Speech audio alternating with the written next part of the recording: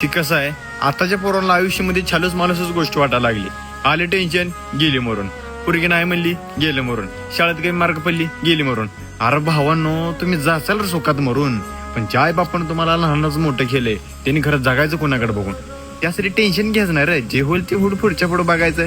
पुरीला का आपल्या आई बाप तिच्यापेक्षा 1000 पटीनं चांगली पुरी हुडकून देतील. आणि शाळेत काय घेऊन बसलाय, 10वी नापास झाला म्हणून काही संपलं वय आयुष्य. भरपूर लागा सचिन तेंडुलकर 10वीत नापास होता तरी किती मोठा क्रिकेटर झाला. त्यासाठी भावांनो, स्वतःवर विश्वास ठेवायचा. कोणाच काय बोलणं, गाव काय बी बोलतोय, ह्यानं ती केलं नापास मार्क पडली, आमच्या पोराला जास्त पडली, जा तुझाच पोरगा मोठा. आमचं पोरगा 0% पडू दे, पण लेवल क्वालिटी. तुला शाळा तरी काय येत नसलं, पण आयुष्याच्या बिझनेस मध्ये तुझं नेहमी टॉप करणार भावा. त्यासाठी विचार करायचा नाही कोणत्या गोष्टीचा, कळलं का? आणि नीट समजून घे, काय नसते शाळा म्हणजे एक डिग्री असते रे. आणि आयुष्य जगायचं असेल का नाही, डिग्री फिग्री काय नाही, फक्त माइंडसेट असलं का नाही, विषय चित्त ते जागला स्टॉप.